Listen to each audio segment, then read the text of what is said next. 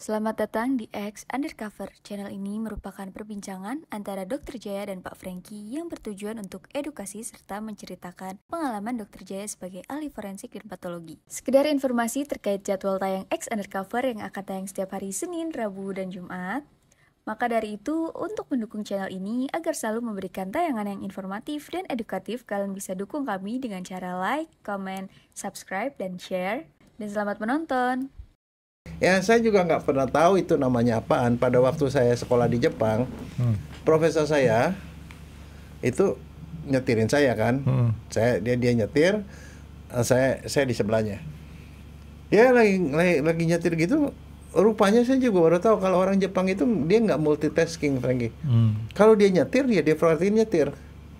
Kalau diajakin ngomong apalagi ngomong pakai bahasa Inggris, otaknya tuh split. Jadi konsentrasi hilang. Saya ngajakin ngomong, dia nabrak mobil lain. Kasihan juga tuh orang ya. Ya akhirnya belakangan saya baru tahu. Habis gitu jadi saya kalau dia nyetir saya nggak berani ngajakin ngomong kalau dia udah berhenti gitu ya. Tapi dia itu sadar eling bahwa dia itu juga suka gampang microslip. Jadi ya dok, ini kan bulan ini liburan anak sekolah. Ya. Udah sempat ke Jakarta Fair belum, dok? Oh, belum. Waduh. Saya jauh dulu, Jakarta kan belakangan. Jakarta Fair nih kita sekarang udah awal 2 bulan. 2 minggu lagi lah. Enggak, tanggal 13 besok kalau nggak salah dia berhenti. Oh, udah selesai. Kecuali kalau diperpanjang, karena pernah kejadian Jakarta Fair diperpanjang, dok. Ya. Nah, soalnya saya bukan apa. Istri saya nggak mau diajak lagi. Dia bilang bosan katanya. Lah saya bilang orang Jakarta gimana, orang dari luar daerah pada datang ke sini. Nanti saya minta Miko temenin Dokter Jaya deh. Kemarin saya ke Jakarta Fair. Ya kaki saya kan nggak kuat keliling-keliling. Biasalah kalau kaki saya spesialis untuk daerah yang tempatnya tuh warnanya hijau dan empuk. Tapi kalau itu aspal, tehel, lantai, nggak kuat nih kaki, belagu nih. Jadi akhirnya istri saya keliling-keliling sama si Pamela. Isya keliling sama Pamela, saya nongkrong makan kerak telur. Nah, karena kerak telur itu lumayan juga di situ lumayan bagus rasanya, enak ya dok ya. Kalau orang bule tuh bilangnya good selalu, makanan enak good. Jadi terjemahannya bagus. Nah, kerak telur itu masalahnya itu makanan asli Jakarta kan dok ya? Katanya. Suka. Apa yang Dokter Jaya suka dari kerak telur? Ya setahun sekali, Franky. Sesuatu yang jarang itu biasanya lebih enak, Franky. Ngelihat bikinnya dok, yang enak tuh. Cuman dikocok itu jadi. Padahal bahannya tuh bahan sederhana semua. Nah, ini Jakarta Fair tahun ini saya kasih komentar lumayan lebih baik lah daripada tahun kemarin. Karena banyak produk-produk baru sih dok. Ya, saya beli alat buat apa namanya, pijit-pijit tuh. Dokter bilang tadi alat buat apa tuh? Fisioterapi ya? Fisioterapi. Karena pijit-pijitnya bisa menghasilkan getaran listrik. Nah, fungsinya kalau kita kesetrum itu buat apa dok biasanya dok? Apa yang dirasain? Ya kesetrum itu termasuk perangsangan. Jadi prinsipnya kalau otot atau saraf dirangsang, ya pasti dia akan bekerja gitu. Nah, biasanya kan kalau orang kesetrum tuh kita jadi melek, dok. Ini terbalik, dok. Udah dipijitin ada kesetrumnya, ngantuk. Frekuensinya beda, Frank. Nah, jadi ternyata aliran listrik itu, dok, kalau dia kuat arusnya dan voltasenya tinggi, itu nggak enak ya. Tapi kalau diatur voltasenya kecil, arusnya juga kecil, cocok buat badannya. Nah, itu satu dok. Jadi artinya ternyata itu berguna buat kita nahan ngantuk. Kedua, sekarang, nah Dokter Jaya kurang suka di otomotif sih ya. Kurang nggak ngerti. Nah, kalau nggak ngerti, saya jelasin sedikit dok. Jadi ya sebagai supir akap nih, saya senang yang namanya otomotif, terutama kemajuan teknologi kendaraan mobil. Mobil-mobil sekarang itu kan sudah dilengkapi, bahkan kalau kita keluar negeri itu ada cruise controlnya. Untuk bis itu ada cruise control.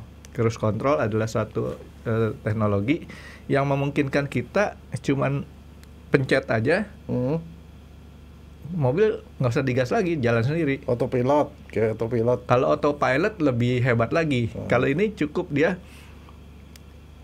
kita nggak perlu nekan pedal gas, gasnya udah konstan segitu terus tuh, itu cruising. Tapi yang lebih pintar kan si Kit, Franky. Kit, tahu? Masih ingat kan Kit? tahu itu Mobilnya siapa? ya itu lupa tapi dok. MacGyver. Bukan MacGyver. Bukan MacGyver. Siapa ya yang David Hasselhoff itu yang Hasselhoff apa siapa? Nah, ya pokoknya Kit Ya, itu mobilnya mobil pintar yang bisa ngapa-ngapain, dia dipanggil, dia datang sendiri, dia apa gitu. Teknologinya sekarang udah mulai kayak gitu kan. Sekarang ada autonomous, yang tadi dokter bilang autopilot. Nah, sekarang cruise control udah ada lebih hebat lagi, yang namanya ADAS, adaptif. Jadi kalau mobil depan lari 100 km per jam, kita ngikut. Dia melambat, kita melambat juga. Cuman, nah ini saya bilang nih, teknologi yang kayak begitu, itu menurut saya rada berbahaya. Kenapa? Saya seringkali nggak pakai teknologi itu jika kita dalam kondisi istilahnya capek. Iya. Tahu nggak dokter kenapa bahayanya, dok? Kenapa? Itu lagunya Ikke Nurjana berlaku di situ, dok. Dokter nggak suka dangdut sih ya. Nggak. Ikke Nurjana, 2 lagu favoritnya dia. Ikke Nurjana apa siapa ya? Ikke Nurjana kalau nggak salah. Lagunya pertama Terlena, satu lagi Jatuh Bangun. Itu kita bisa dibikin terlena. Jadi kalau kita nyetir dengan fasilitas kayak gitu, kita terlena, tahu-tahu kita ngantuk. Nah, yang menurut saya ini resiko kecelakaan. Tapi kalau yang model seperti autopilot gitu, bukannya dia nggak ada masalah, kita tidur juga? Kan dia jalan-jalan sendiri. Yang autonomous tadi, ya itu kan kita tinggal masukin koordinat, dia punya tujuannya. Ya nggak bakal tabrakan tuh. Indonesia gitu loh, dok. Di Amerika aja itu autopilotnya si mobil mereknya nggak usah disebutin lah ya, karena sekarang udah banyak model sistem otonomous seperti itu. Tabrakan sering, cuman nggak pernah dipublikasiin karena gimana, kita kan kasih koordinat. Koordinat itu kalau dia udah arah ke sana kan ngikutin dia punya marka jalan tuh. Ada sensor kanan, kiri, depan, belakang. Tapi kan yang sifatnya insiden toto ada motong-motong gitu, dia kan nggak responsif, terlalu begini cepat. Ya, sekali waktu profesor saya dari Jepang datang ke Indonesia, dia bilang I'm scary in Indonesia. Kenapa katanya? Itu tiba-tiba nyelonong anak kecil di depan, tiba-tiba motor nyalip dari arah yang tidak terduga-duga, dari kiri lah, dari kanan lah, tiba-tiba dari gang. Saya aja mobil saya nih sekarang saya lagi pikirin apakah itu perlu saya aktifkan, dia punya safety-nya atau enggak. Karena dia begitu ngelihat ada satu objek melintas depan, otomatis langsung ngerem keras, brake hard. Yang saya khawatir mah bukan apa, belakang dok, minta bantuan ngerem dok sama kita. Kan bahaya. Jadi itu yang tadi saya mau ngomong sama dokter, itu adalah kejadian yang membuat kita terlena. Kalau udah terlena kan accident tuh lebih gede kemungkinan terjadinya. Tapi hal lain yang pernah saya alamin dulu tahun awal-awal 2000-an, dalam kondisi capek, saat itu nggak ada cruise control, saya belum pakai cruise control. Saya nyetir di Amerika. Freeway di sana kan panjang-panjang dan konstan mobil kecepatannya. Kejadiannya tuh baru landing sampai Amerika, saya pakai mobil, nyetir sendiri, tahu-tahu mata itu nggak sampai 1 detik kali dok, merem. Oke, waktu itu kecepatan berapa? Di sana dibatasin kalau freeway yang jarak jauh itu bisa 70 miles per hour. Jadi kira-kira? Kalau 70 tuh 112 kira-kira ya. 100 lah ya. Oke, sekarang kita hitung. Kalau 100 kilo per jam aja, 1 detik itu berapa meter jalannya? Kira-kira 30 meter, Franky. Jadi 28 tepat ya? Begitu kita ngomong 1 1 detik 28 meter. Jadi kebayang nggak kalau dia dek gitu selama 5 detik? 100 meter. Kalau 5 detik mah itu udah saya ketemunya sama kakak saya ntar di rumah sakit lah, bukan di rumah dia. Udah pindah jalur.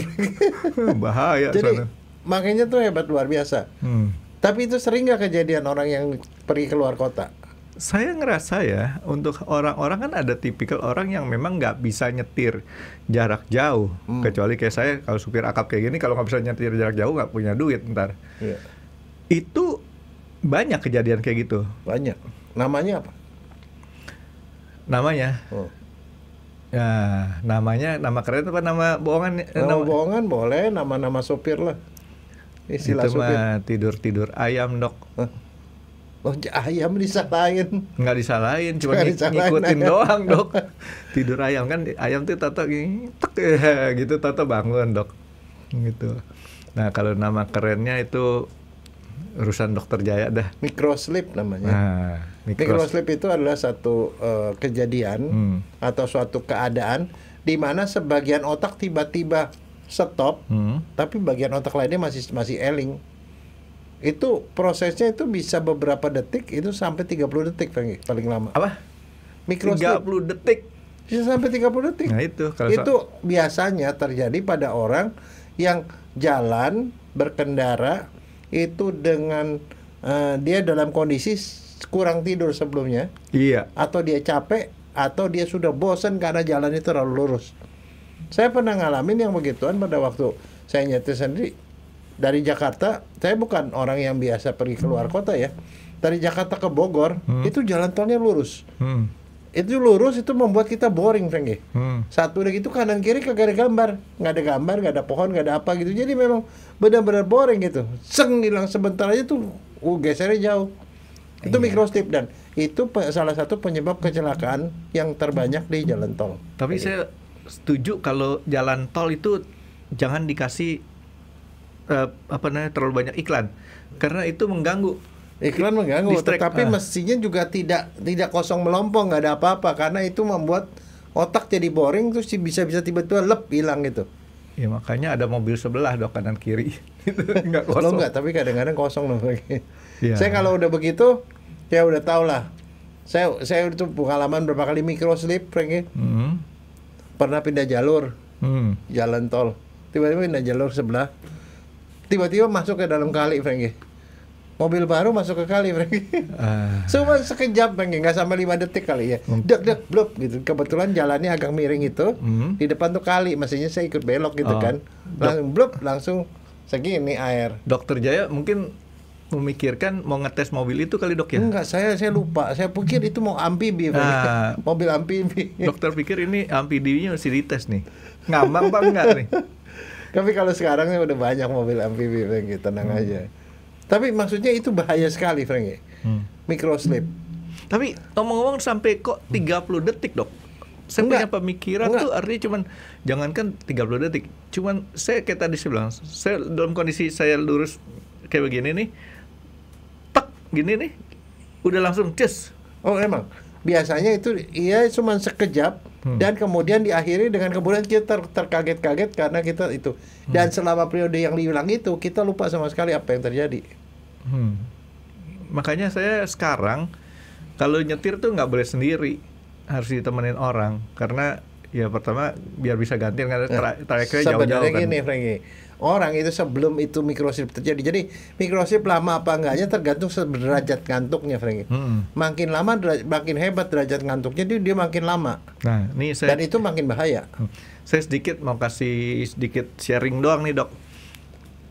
Buat yang pernah ngalamin microslip, kalau di mobilnya pakai AC, saya sekarang kalau nyetel AC di mobil, saya maksimumin tuh temperaturnya paling rendah banget, terus paling kencang anginnya. Supaya apa? Kalau udah kondisi kayak gitu, kita kepaksa bangun, nggak itu kedinginan. Apa sebenarnya gini, kalau gak mesti gitu juga. Sebenarnya kalau buka jendela juga, angin itu membuat kita nggak gampang deep sleep, nggak gampang itu. Karena berisik suara dari luar ya. Iya. Jadi angin itu memang salah satu rangsangan.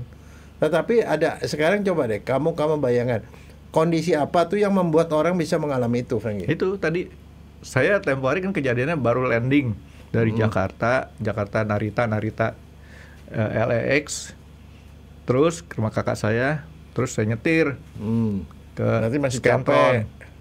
Capek, ngantuk, kurang tidur. Pikiran sih udah tidur di pesawat, ternyata kan saat tidurnya cuma gitu-gitu doang gitu. Ya itu baru cepet namanya tidur ayam.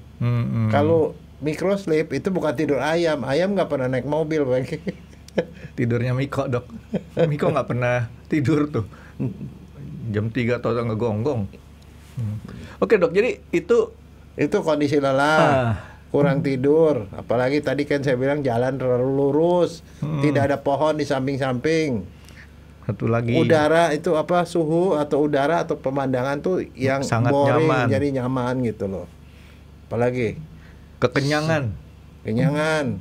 Sebelah tidak ada yang ngajakin ngobrol, Franky. Makanya penting kalau nyetir di sebelah harus orang yang tidak suka tidur. Dia kalau bisa diajakin ngobrol. Kalau dia ngobrol nggak mungkin ada microsleep lagi. Kalau kita bawa boneka nggak boleh, Dok ya? Oh, boleh bonekanya tapi yang bisa ngomong. Iya. AI. Kalau bisa sembari dia bisa ngomong dan bisa ngeraba-raba, Franky. Bisa pijit-pijit lagi. Pijit-pijit. Nggak tidur. Lebih parah itu, Dok. Tidur malah, Dok. Enggak. Boneka AI-nya yang Jepang cakep-cakep loh, Franky. Kemarin Kamu sih. udah pernah lihat belum? Ya lihat langsung mah, yang saya lihat cuman si itu doang yang anjing satu. Enggak, terus yang cewek itu cakep-cakep loh. Yang dari Honda tuh.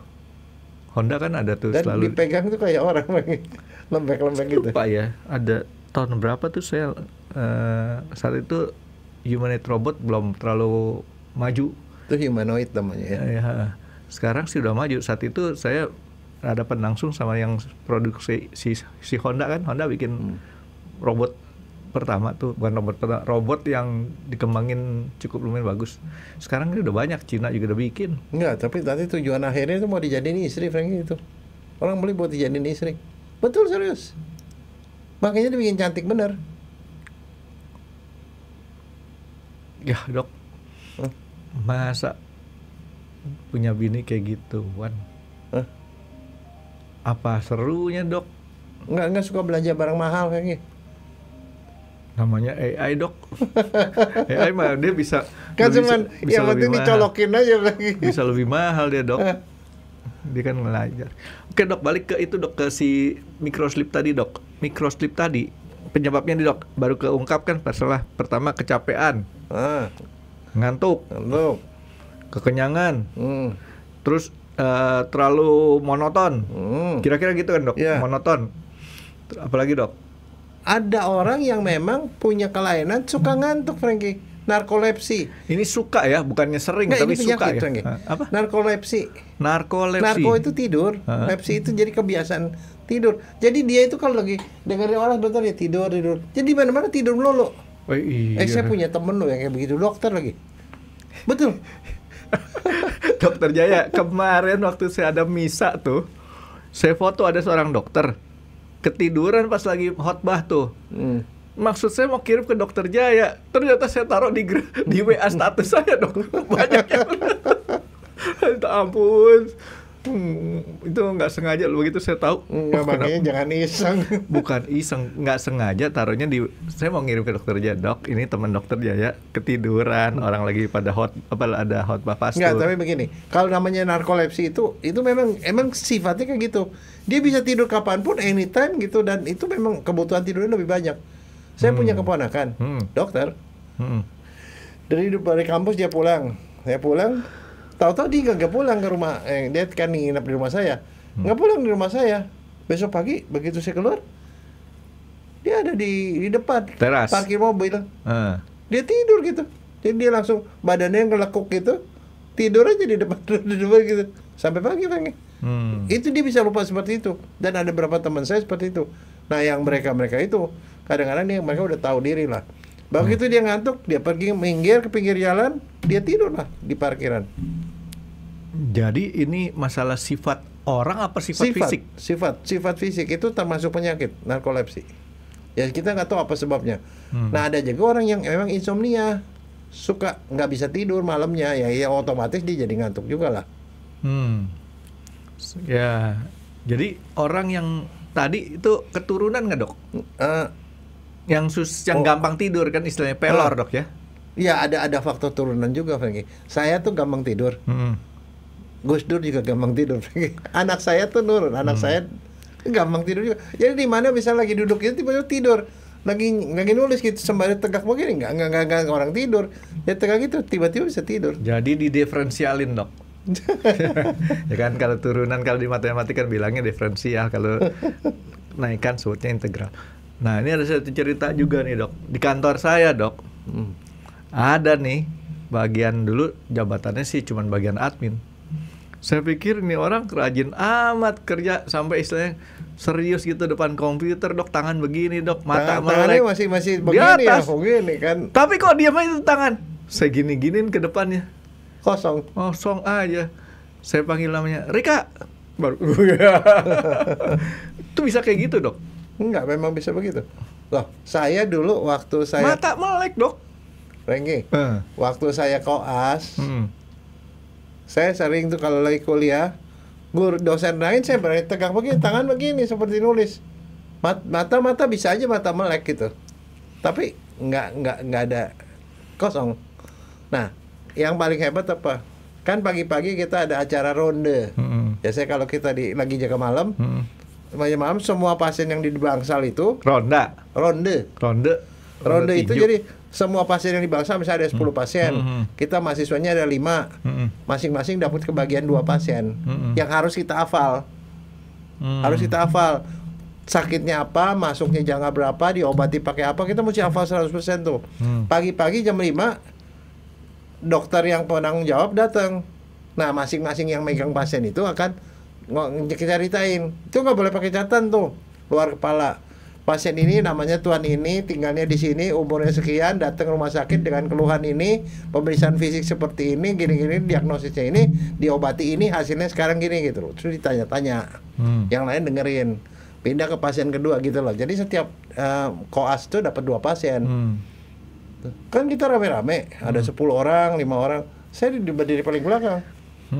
Sementara teman saya presentasi, saya sembari berdiri, tidur lagi. Tidur sembari berdiri. Terus pindah kan ke ranjang sebelah. Saya didorong sama teman saya, dorong jalan ke sebelah. Tidur lagi. Orang lain tidur lagi gitu. Bisa tidur sembari berdiri. Tapi saya bukan narkolepsi, enggak. Memang ngantuk saya kalau lagi jaga ya memang benar-benar jaga gitu loh. Tapi saking ngantuknya memang gitu. Kalau saya mah bukan kayak dokter Jaya hilang pikiran kemana-mana. Guru nerangin, saya mata ke sana. Tapi otak saya bercabang, bisa ngeliatin yang di situ juga, bisa kepikir yang lain juga. Itu namanya otak bercabang.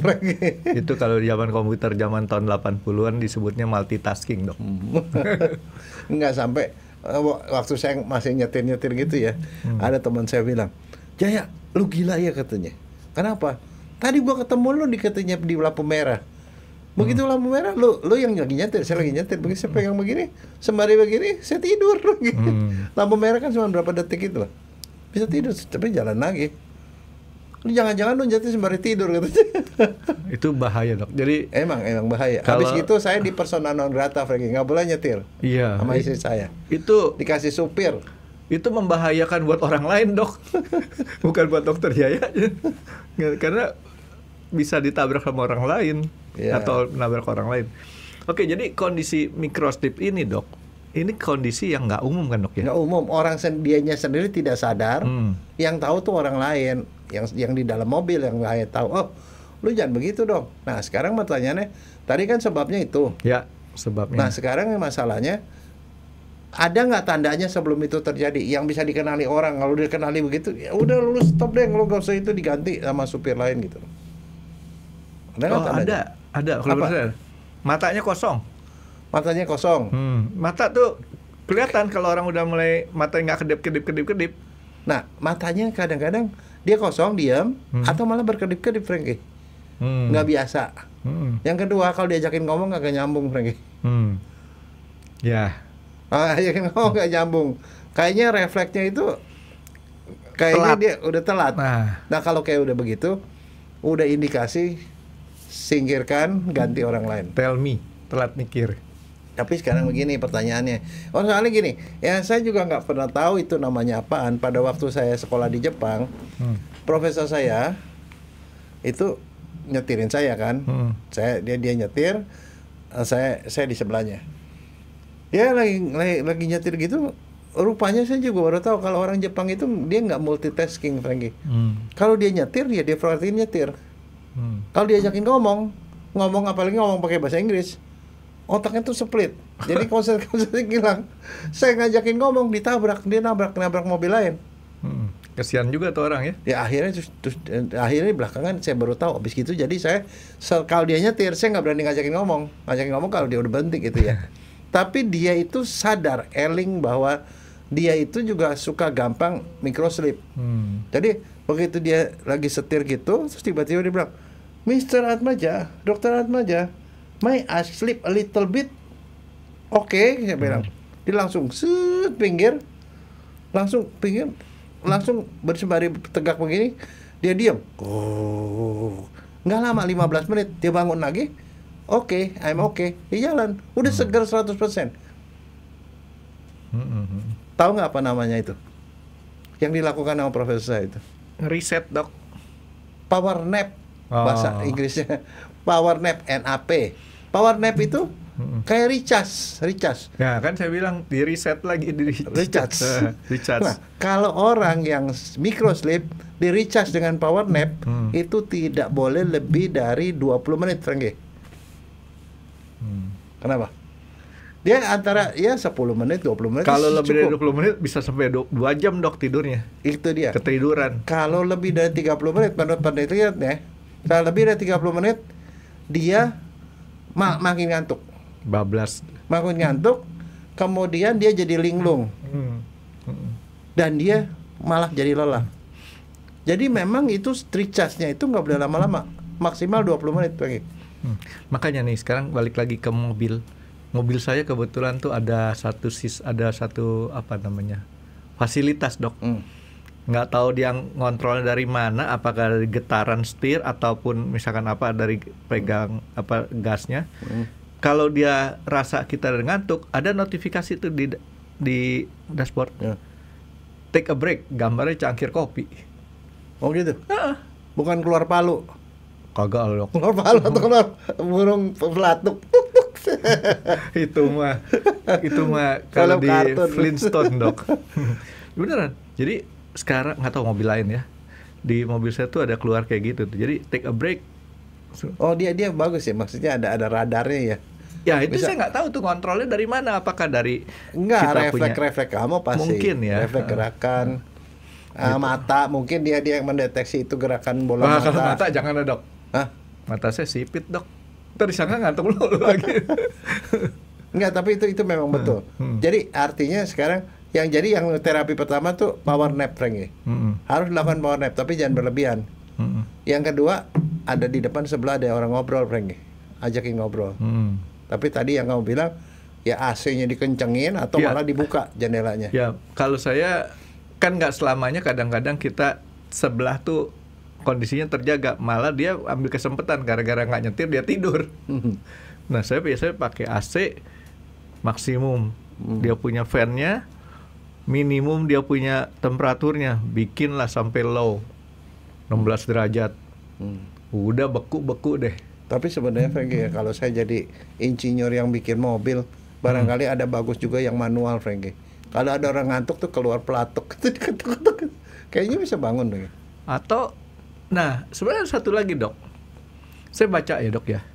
Orang ngantuk itu karena peredaran darahnya katanya lambat di sini. Ya. Betul, Dok ya. Makanya disuruh minum supaya darahnya jadi lebih encer katanya. Dan masuk akal nggak, Dok? Masuk.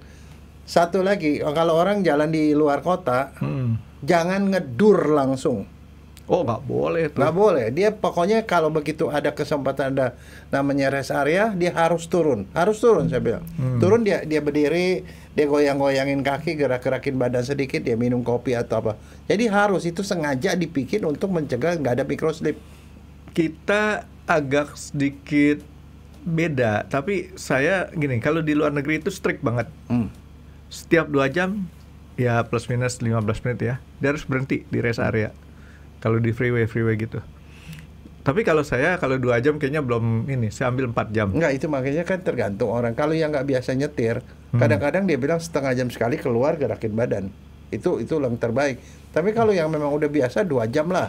2 jam ya, karena kita ada keperluan kan untuk WC, kencing ya kan. Nah itu jadi saya kalau udah kondisi kayak gitu biasanya ada 2 lagi dok, selain kayak tadi AC. Kita setel, kita minum supaya nggak terlalu ngantuk. 3, pakai air, Cuci muka. cuci muka tapi nggak terlalu efektif kalau menurut saya tuh dok. Karena kan cepet kering, nguap airnya, nanti ngantuk lagi. Tapi kalau kita minum itu pengaruhnya lebih lama, lebih nggak ngantuk. Oke, sekarang pertanyaannya, perlu minum kopi nggak? Buat kamu ada efeknya nggak? Saya sih jarang minum kopi, kecuali dibikinin atau dibeliin. Nggak, walaupun jarak jauh, nyetir mobil. Saya air putih biasanya. Tapi kalau si Pamela, Pak ngopi dulu. Kalau dia mau nyetir, ngopi dulu supaya nggak ngantuk. Ya, ngopi itu dianjurkan, Frankie. Dianjurkan minum kopi. Tapi juga minum kopi itu begini, kopi yang benar ya. Jangan kopi yang dekafein. Sama aja bohong. Dekafein itu seperti apa dok? Yang nggak ada ampasnya tuh dok? Bukan, ditulis dekafein, jadi nggak ada kafeinnya. Minum kopi itu nggak ada efek sama sekali ke kafein. Itu kan bisa meningkatkan sirkulasi dan meningkatkan kesadaran di kepala. Kafein itu membuat kita jadi stimulasi begitu loh. Nah itu harus minum kafein. Kafein itu 50 mg itu 1 gelas kopi pahit. Tapi kopi benar ya. Jadi jangan sampai minum kopi dekafein, itu nggak ada efek. Atau kemudian minum kopinya kopi jagung lagi. Kan sekarang banyak. Jadi benar-benar kopi yang benar gitu loh. Kopi pahit diminum itu. Cuman begini, kalau minum kopi itu efek segernya baru maksimal setelah setengah jam. Jadi jangan harapkan kemudian kita orang microsleep minum kopi terus bisa jalan lagi. Enggak, dia perlu waktu. Setengah jam baru dia boleh jalan. Kalau nggak ada kopi, sebenarnya yang namanya minuman energi itu boleh. Kating deng yang model gituan. Karena kenapa? Di situ ada kafein 50 jadi sama seperti 1 gelas itu. Cuman jeleknya adalah kalau yang model minuman berenergi itu gulanya tinggi. Jadi orang diabetes nggak boleh minum itu.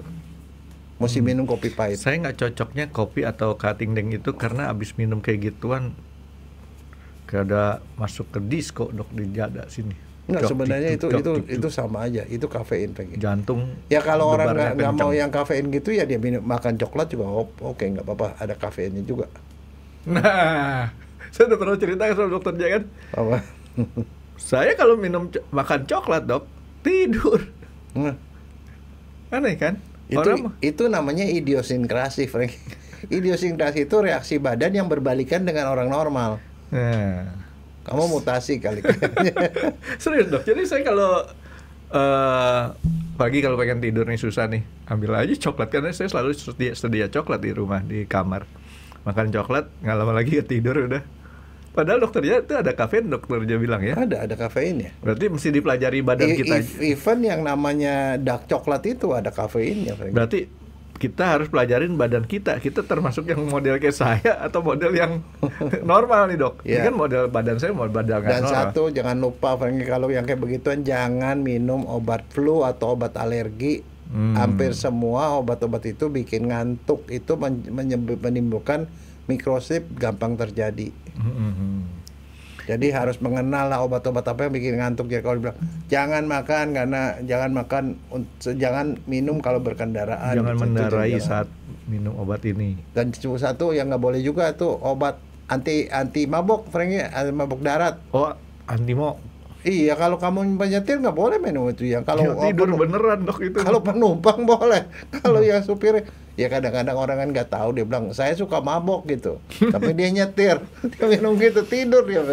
Itu dosanya dia yang nanggung dok. Lo nggak kan kadang-kadang orang begitu polosnya nggak ngerti gitu. Jadi kalau saya punya pemikiran microsleep ini kita mesti pelajarin badan kita dulu nih dok ya. Nah tapi dok bagaimana kita tahu kita termasuk orang yang microsleep apa enggak? Kan Enggak, microsleep nggak bakal kita tahu sebelum itu kejadian. Makanya kita kalau kerjaan gitu harus diawasi oleh orang lain. Nah, kebayang, kita ngomong tadi microsleep soal kita berkendara. Kan saya bilang kalau 100 km per jam aja kita naik mobil, itu kan di jalan tol ya. Itu 1 detik aja tuh mengselnya 28 meter gitu. ya, Jadi kalau 2 detik aja 58 meter tuh jauh mencengnya. itu udah ke rumah sakit aja dok kalau di situ dok. Jadi artinya itu memang bahaya sekali. Yang kedua, Frankie, yang bisa microsleep itu adalah yang berbahaya adalah orang yang sedang bekerja di bangsa ditawar segala macam gitu loh. Atau operator mesin. Operator mesin salah meleset sedikit tuh bisa tangannya bisa masuk ke mesin. Dokter yang lagi operasi, kebayang nggak microsleep waktu dia operasi? Usus orang bisa bolong, Frank. Iya. Iya kan? Nah, sekarang pertanyaannya begini. Jadi untuk kerjaan-kerjaan yang memerlukan ketelitian seperti itu microsleep itu sangat berbahaya karena bisa bikin kecelakaan. Buat kita maupun buat orang lain. Karena kalau operasi kan orang lain yang kena. Nah, terus sekarang siapa yang beresiko tinggi untuk mengalami microsleep? Maksudnya beresiko tinggi itu artinya orang yang potensi punya lebih tinggi. Potensi kena itu dan itu harus diperhatiin. Pertama, orang-orang yang badannya gemuk. Ya, orang gemuk pengantuk. Ya kan? Kamu supir akap jarak jauh. Kalau saya iya kan? udah terbiasa. Nggak, tapi itu resiko lebih tinggi daripada orang yang di jalan di dalam kota kan. Jadi kalau supir akap tuh biasanya udah punya kan sewa tangan ada buat cadangannya kan. Nah itu cadangan. Sebabnya makanya caranya adalah ada cadangan supir, jangan jarak jauh cuman supir sendiri. Saya buat tangan cadangannya si Pamela. Gantian tuh. Dan di sebelah mesti bawa orang yang rada cerewet. Itu istri saya. Jadi kalau kita bertiga ke Surabaya begitu dok. Gantian. Berani ngomong istri cerewet. Dia jarang nonton kok dok. Jangan buka rahasia, Frank. Bilang Pamela ke. Iya, Pamela deh. Nah, jadi ya udah. Saya kan supir akap, penumpangnya 2. Satu supir cadangan, si Pamela, satu lagi istri saya. Nyampe Surabaya gantian tuh. 2 jam. Siapa lagi yang resiko? Orang yang kerjanya shift-shiftan. Kan tidurnya nggak teratur. Kadang shift pagi, kadang shift sore gitu. Orang yang gitu gampang karena begituan, Frank. Ya kalau saya sih ya syukur lah ya, saya sampai sekarang tuh kerjaan saya tuh nggak ada yang shift-shiftan. Kalau saya ya, kerja shift-shiftan, kamu kalau pegawai kamu satpam, ya mereka resiko dong. Iya sih, makanya dibagi 4 grup tuh dok. Iya. Supaya bisa 24 jam itu dibagi 4 grup nanti ada tapi yang. Tapi kan yang sedang lagi jaga grup malam itu resiko lagi. Betul. Habis grup malam terus dia pulang ke rumah jauh rumahnya naik motor. Sama aja Frankie. Jadi artinya orang yang kerja shift-shiftan itu resiko Frankie. Betul tuh dok. Orang yang habis kerja malam pulangnya pagi resiko kecelakaannya tinggi tuh dok. Iya makanya mendingan istirahat dulu di situ, dia tidur di kantor. Dulu kalau tidurnya udah. Jadi artinya orang yang udah pernah yang seperti itu harus dibales tidurnya itu loh. Setelah itu, tapi bukan di waktu power snap tuh ya. Power nap itu dia itu cuma nggak boleh 20 menit, nggak boleh lebih. Tapi setelah itu dia harus balas. Nah, saya mau anjurin juga nih dok, kalau yang power nap tadi. Dulu sebelum ada tol, saya kalau mau ada ngantuk kayak tadi, saya istirahatnya cari pom bensin. Biasanya tuh truk-truk gandengan, bis-bis yang itu akan berhenti di situ. Mendingan parkir tidur sama supir-supir truk, aman. Nggak ada rampok, nggak ada todong. Di rest area, kalau rest area saya anjurin cari tempat yang masih rada rame. Karena rest area terlalu besar dan security-nya kurang. Jadi cari tempat yang rada rame supaya jangan sampai waktu kita mau ada power nap dikerjain kita. Enggak, dan satu di sebelah truk ya, karena supir truk udah pasti kompak mereka. Oh iya, banget.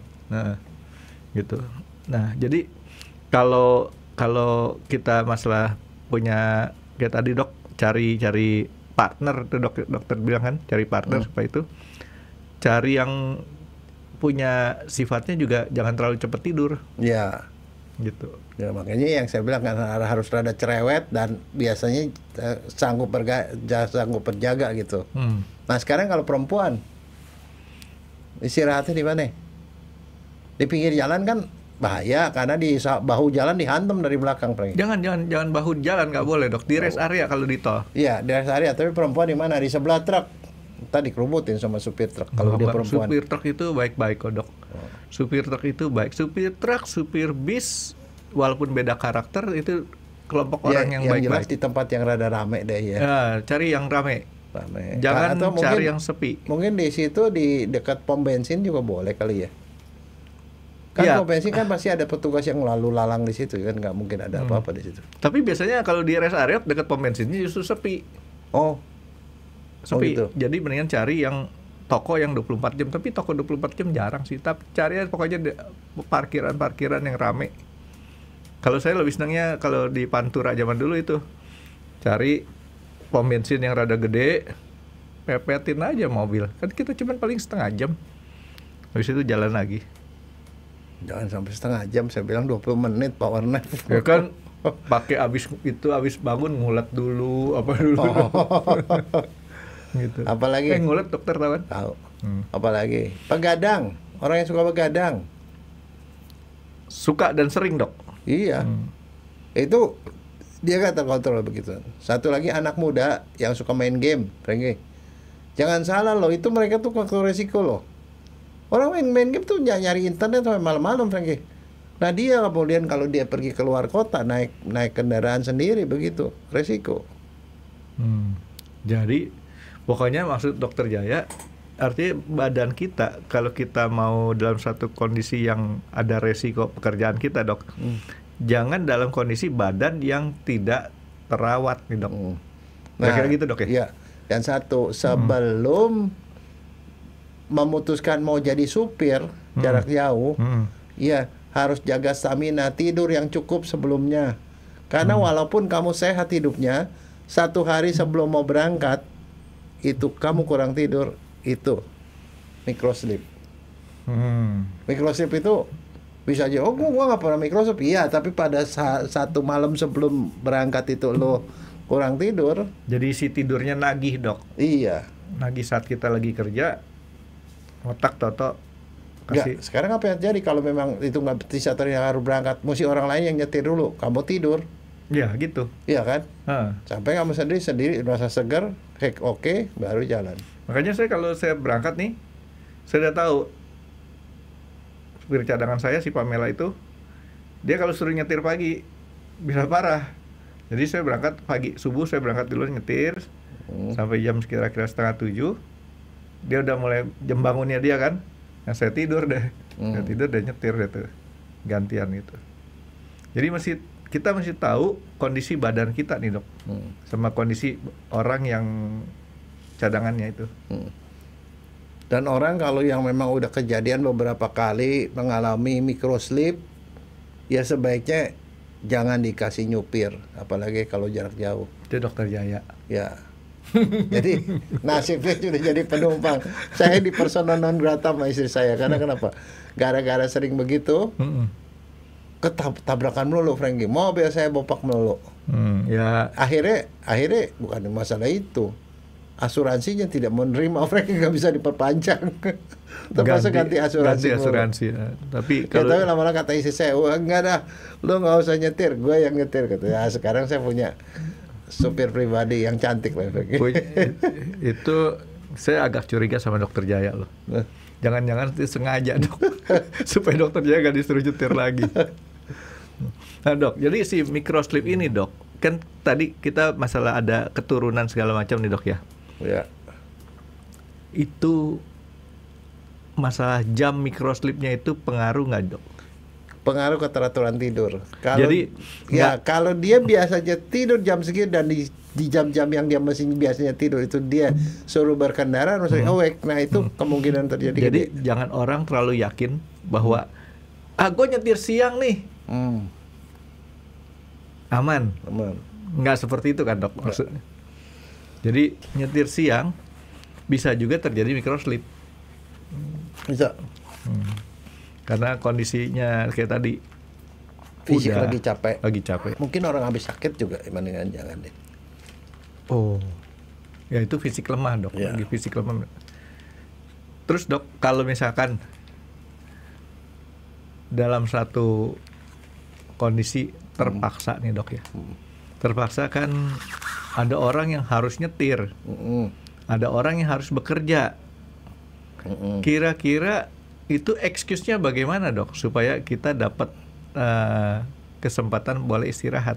Ada jeda, bikin jeda. Yang paling aman adalah kalau kita terpaksa harus kerja juga, siap sengaja jeda sedikit, gerak-gerak badan sedikit, jalan lagi. Oke, jadi Itu artinya kita kalau kita terpaksa mengerjakan seperti itu, kita ambil cara sendiri ya. Jadi jangan Dipotong-potong. dipotong-potong. Jadi mungkin ya baru jalan setengah jam, berhenti sebentar, ngewarung apa minum sebentar, jalan lagi gitu. Gerakin badan sedikit gitu loh. Itu pasti sangat mengurangi kemungkinan itu terjadi. Nah, satu lagi dok, pertanyaan saya dok. Kan kita tadi melulu ngomong masalah makanan, minuman. Ada nggak dok bau-bauan kita yang bisa merangsang kita tetap terjaga? Bau-bauan selama ini sih nggak pernah dipakai ya. Mungkin dok. Ada, misalnya kamu doyan durian di depannya dikasih bau durian, kamu langsung gua duriannya belum nyampe nih gitu. Tapi tempo hari pernah kejadian gini dok. Udah dalam kondisi lagi pada ngantuk semua, toto satu mobil rame dok. Apa? Sampai kentut nih. Bau dok. Bau kentut itu ternyata bisa bikin orang bangun semua dok. Itu yang nggak enak, yang enak dong bau durian lagi. Enggak, maksud saya, apakah nih ya dok ya, dokter tahu kan zaman dulu odokolons 4711 biasa dipakai untuk membangunkan orang pingsan. Sekarang masih ada nggak ya odokolons 4711? Masih ada? Masih ada. Dipakai buat itu. Oh, jenazah itu, jenazah itu. Minyak odokolon seperti itu, tapi wanginya udah beda dok. Udah nggak terlalu nyegak kayak zaman dulu. Kalau kita itu bisa nggak bikin kita terjaga? Bisa, wangi-wangian bisa. Tapi jangan salah. Wangi-wangian kalau salah justru ada yang beberapa bikin orang jadi tidur lagi. Jadi wangi-wangian itu ya kita mesti experience sendiri lah. Kalau kita nyium bau gitu kita jadi segar. Apa nyium bau itu malah jadi ngantuk. Tisu basah yang sasetan gitu udah nggak ada ya, yang merek odokolons gitu ya? Dulu kan ada dulu, sekarang nggak ada. Dulu kan populer banget kalau kita habis olahraga pakai yang kayak gitu udah seger lagi dok. Sayang ya. Sekarang ada cuma tisu basah buat ngelap botol aqua. Jadi wangi-wangian dokter percaya bahwa itu masih bisa dipakai dok ya. Tapi Cuman itu individual. Tergantung wangi apa. Tadi baru saya ngomong, kalau ngantuk pakai apa? Pakai minyak wangi. Pakai minyak angin kata kamu. Malah si Pamela kena minyak angin jadi tidur. Baru tahu saya orang kena minyak angin jadi tidur. Mungkin keluarga saya tuh keluarga yang terbalik dok. Dokter dia bilang kalau makan coklat itu ada kafeinnya bisa bikin orang terjaga. Saya malah gampang tidur. Itu dalam kedokteran namanya idiosinkrasi. Idiosinkrasi. Termasuk itu reaksi yang berbeda dengan orang. Misalnya orang makan obat flu, ngantuk, dia malah jadi segar. Termasuk kayak Isya kan gitu. Kalau dia mau tidur, digosokin pakai minyak angin. Di sini, di sini apa di mana ya? Apa di sini? Pokoknya tidur dia cepet tuh. Nggak ada minyak angin, lama dia tidurnya. Sama si Pamela juga gitu tuh. Dokter bilang itu bikin orang terjaga. Enggak dok, kali kalau kasih ke mereka bablas tidur dok. Jadi wangi-wangian tergantung sifat wangi-wangiannya. Bukan sifat wangi-wangiannya, individunya. Suka reaksinya yang mana? Terhadap itu gitu. Ya kecuali itu dok. Kecuali yang tadi saya bilang dok. Kalau bau kentut seragam dok. Udah bau. Nggak ada yang bilang wangi sih. Oke dok, jadi pencegahan tadi kira-kira seperti itu. Nah, apa hubungannya dok? Kalau kita orang yang sering berolahraga dengan orang yang jarang berolahraga. Yang berolahraga sih biasanya lebih jarang yang begitu, Frankie. Karena peredaran darahnya dia lebih lancar, jadi kemungkinan dia gitu lebih sedikit. Jadi artinya sebenarnya kalau kesimpulan yang saya coba tarik, kalau kita ada kecenderungan sakit, sering mengalami microsleep, kita bisa perbaiki dengan cara kita aktif berolahraga, Dok ya. Iya. Kita perbaiki kondisi badan kita. Tapi kalau saya olahraganya kan dokter tahu. Jam 2 malam sampai jam 4 pagi, Dok ya. Sambil tidur. Oke, terus apa lagi, Dok, yang si microslip ini? Ya kalau misalnya orang sering-sering microslip itu ya satu, berarti ada sesuatu dalam tidurnya ya. Dia harus masuk ke dalam jumlah tidur yang mencukupi dan tepat waktu. Tepat waktu dalam arti kata 8 jam. Jadi dibikin keteraturan. Ya keteraturan 8 jam. 8 jam kalau dia tidur jam 8 malam, 8:20 sampai 4 kan, 4 tambah 4 sampai jam 4 pagi gitu. Paling sedikit 8 jam. 7 sampai 9 jam sih sebenarnya kira-kira. Karena kalau dia teratur seperti itu, kemungkinan dia ngantuk kecil dia. Jadi dia mengurangi resiko lah. Dan terutama kalau sebelum berkendaraan, bekerja yang seperti itu ya, mau ya tidurnya dicukupi dulu lah gitu. Nah, tadi kan awal kita ngomong masalah microslip ini kan penyakit fisik nih, Dok. Berarti ada obatnya dong, Dok? Tidur. Maksud Jangan saya pakai obat. Obat. Nggak ada obat lain? Enggak, tidur. Tidur. Itu tandanya kurang tidur power nap. Dan setelah itu tidur untuk gantiin ke tidur yang kurang. Jadi nggak ada obatnya lah itu. Maksudnya ya ngapain mah ngasih obat, itu racun kan. Ada nggak sih, Dok, obat yang bisa bikin kita melek? Hah? Ada. Ada ya? Ada obat yang bisa bikin orang melek. Kayak obat waktu buat perang ya, Dok ya kayaknya. Itu saya pernah ngasih ke mahasiswa saya. Mahasiswa saya habis jaga malam. Besok paginya jaga malam sampai pagi. Paginya itu latihan bola, itu maksudnya pertandingan bola sepak bola. Dia datang ke saya, "Dok, bagaimana bisa menang, Dok? Kita nih pada ngantuk semua nih. Jaga di UGD." Mau main bola maksudnya? Iya, mau bertanding bola sama kakak kelas. "Dok, kami ngantuk semua, Dok. Bagaimana bisa menang? Lari aja pasti nggak kuat," katanya, "ngantuk nih." Ini anak-anak FK, Dok? FK. Ini nanyanya ke ahli racun kan. Dia bilang, "Udah berapa orang situ?" "Kami ada 20, Dok, sama cadangan." "Oke, baris. Nih, saya kasih obat satu-satu ya. Kamu minum ya. Tapi nanti paling efek sampingnya kamu deg-degan, rada aus sedikit, mungkin kencing lebih banyak. Tapi setelah selesai kamu tidur deh semuanya." Tidur. Besok pagi dia bilang, "Dok, terima kasih, Dok. Kami menang, Dok." Obatnya apa? Gue cuma kasih vitamin C doang. "Oh, saya menang, Dok," katanya. "Oke." Tapi saya nggak kasih tahu rahasianya mereka. Itu ada obat yang bikin orang jadi segar dan kemudian bisa. Bukan placebo, Dok? Nggak, bukan. Oh, obat benar. Saya pikir termasuk itu dipakai tuh ya, Franky. Buat kalau dia besok habis jaga malam gitu, besoknya ujian. Ujian, kalau ujian ngantuk kan nggak bisa kerjain soal. Ada dopingnya, Franky. Nah, itulah sebabnya kita kalau belajar toksikologi kita bisa begitu, Franky. Nah, belajar obat. Pakai obat tuh untuk hal-hal yang positif, Franky. Tapi ya, Dok ya, saya alami nih, Dok. Kondisi kita terlalu tegang, artinya terlalu fit.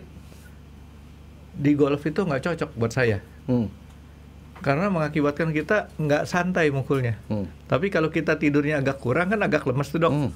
Nggak ngotot mainnya, jadi lebih bagus. Tapi itu stick golf bisa pindah ke kepala orang nggak?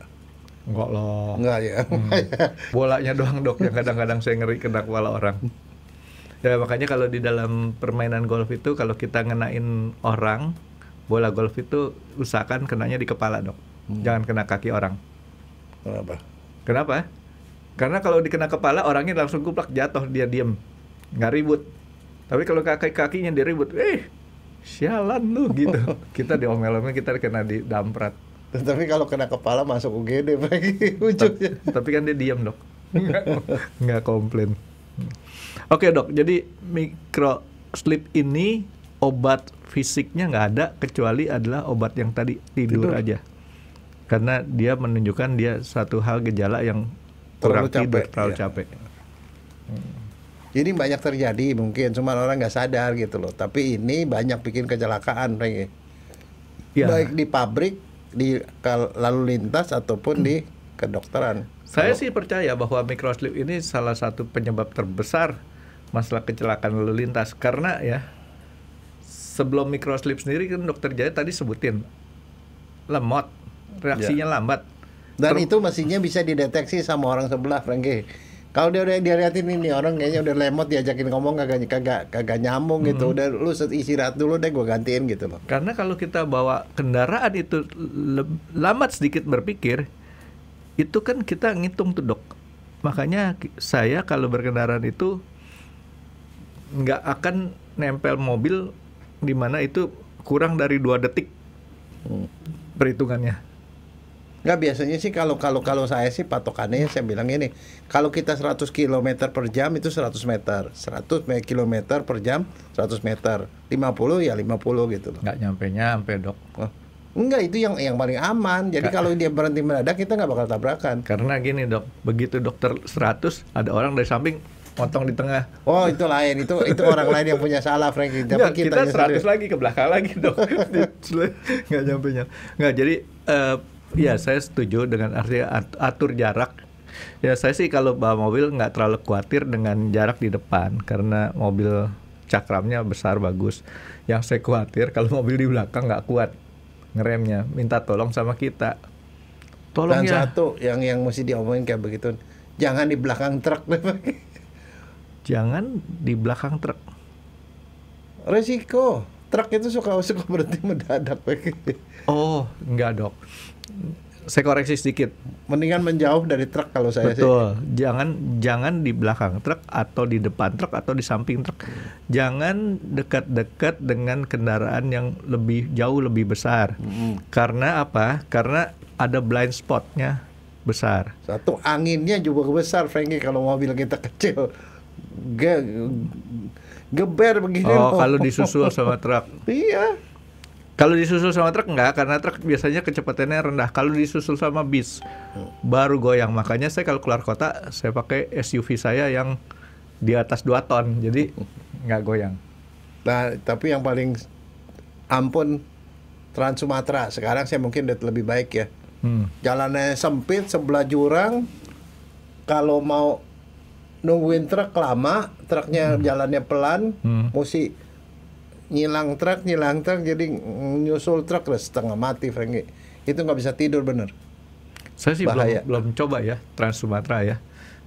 Dia punya tolnya, maksud dokter Jaya kan? Dulu, sekarang saya nggak tahu, mungkin lebih bagus kali, lebih lebar kali. Tolnya ya. Soalnya kalau buat dua kendaraan itu susah, Frankie. Jadi kita harusnya nyusul gitu. Kalau jalan biasanya, jalan di Sumatera karakternya beda sama di Jawa. Jawa tuh kalau kita mau nyusul masih bisa kita lihat, kalau tikungan tuh masih bisa kita lihat dari jarak jauhnya. Kalau daerah Sumatera biasanya itu tikungannya hilang. Saya sebut hilang tuh artinya begitu baru balik ke sini baru kelihatan tuh mobil dari sebelah sininya, dok. Jadi makanya saya kalau di tikungan daerah Sumatera saya nggak berani nyusul. Ambil safety-nya aja deh, aman. Oke dok, nah sekarang kalau microslip balik lagi nih dok ya. Microslip kan tadi dokter kita seolah-olah cuman kepada orang dewasa doang nih dok. Padahal di video-video sering kejadiannya sama anak kecil juga ada. Apa yang terjadi sama anak kecil mengalami microslip tadi dok? Ya nggak konsen. Iya, maksud saya apakah dia juga mengalami hal yang penyebab yang sama, kurang tidur? Kita nggak pernah tahu kalau dia nggak bisa tidur, tiba-tiba jadi lagi perhatiin guru gitu, ditanya aja udah nggak bisa jawab, hilang aja gitu. Oke. Nah, ada nggak kita bisa bedakan orang yang microslip itu karena kurang tidur atau dalam tanda kutip dia memang suka tidur? Oh beda. Kan dia dengan cara ditanya tuh. Kalau dia ditanya dilihat tidurnya cukup, dia begitu ya berarti dia berarti dia penyakit. Tapi kalau yang microslip karena kurang tidur, ya barangkali dia mesti bantu orang tuanya sampai malam dan segala macam. Atau dia belajar keras, siang pulang sekolah dia kerja, malam baru belajar gitu sampai malam, ya bisa aja seperti itu. Jadi mesti ditanya anaknya seperti apa kegiatannya. Ya. Tapi itu kalau anak-anak nggak terlalu bahaya lah dibandingin kalau orang dewasa yang pakai pekerjaan-pekerjaan yang resiko tinggi begitu. Kebayang nggak orang-orang kalau yang mesti naik-naik ke atas tiba-tiba dia microslip di atas bisa jemplok ke bawah jatuh Franky. Saya satu kali pernah dikasih lihat sama temannya anak saya. Om, ini dia lagi tidur om. Sedih banget saya ngeliat. Karena ternyata dia sering tidur di kelas. Nah kalau dibilang kurang tidur, oh bisa kurang tidur. Main game Kalau mungkin sama orang tuanya disuruh ngeles melulu, pulang sekolah ngeles sampai jam nggak, kalau saya malam. punya pemikiran mah Malam bikin karena PR. game. Game. Tapi ya itulah, saya baru sadar dia sering tidur. Ini pengalaman pribadi. Iya, bukan saya, anak saya diceritain. Anak saya kan masuk SMA 8, teman SMA 8-nya bilang, ya sama, jadi satu alma mater sama saya kan. Ini dok, ini pak, ini om, lagi tidur. Jadi dia sering tidur, bukan cuma dia, bukan cuma Michael. Kita semua hobi tidur katanya. Jadi ntar gantian kalau saya lagi tidur ntar difoto gitu. Ampun deh. Enggak, tapi begini, saya tuh orangnya juga bukan sering tidur, saya gampang tidur. Gampang tidur. Jadi kalau di kedokteran kan pelajarannya banyak sekali lagi. Saya tuh kerjasama dengan 2 orang mahasiswa lain satu angkatan saya. Jadi saban kali mau ulangan kan bahannya banyak. Kalau kita baca sendiri nggak bakal selesai. Jadi saya nginep di rumah salah satu teman saya. Kita bagi waktu 1 jam 1 jam atau 2 jam 2 jam. 2 orang tidur, yang ini dia belajar 2 jam. Setelah selesai 2 jam, dia bangunin yang lain. Gantian dia yang belajar 2 jam. Jadi belajar bersama dok ya? Ya belajar sama-sama, bukan belajar bersama, belajar sama-sama. Belajar sama-sama. Yang satu belajar kita nyamain. Satu yang belajar, 2 tidur. Tapi dengan cara seperti itu materi kita bagi 3. Materi bagi 3. Jadi kita belajar cuma sepertiga. Karena kita suka tidur semua. Nah udah selesai, nanti kita presentasi masing-masing apa yang kita baca. Jadi hanya dengan baca sepertiga kita menguasai 3 semuanya. Nah dengan cara seperti itu kita jadi spesialis semua Franky. Satu jadi dokter kandungan, satu jadi dokter kandungan, satu jadi dokter forensik. Artinya itu bisa diatur Franky. Kalau tadi saya sebut belajar bersama atau kerjasama, kamu yang kerja saya nyamain, kamu yang belajar saya nyamain. Tapi itu belajar bersama itu susah buat saya dok. Karena saya kalau yang namanya belajar, seringkali saya cuma tidur bawa buku, nggak saya buka, bangun tidur seolah-olah saya udah belajar. Bagus lah. Tapi di kedokteran nggak bisa Franky. Nggak bisa ya. Hafalan bener Franky, mati Franky. Ya. Kalau kebaca aja nggak sempet, bagaimana bisa ngejawab ujian? Kebaca aja nggak sempet, saking banyaknya materi.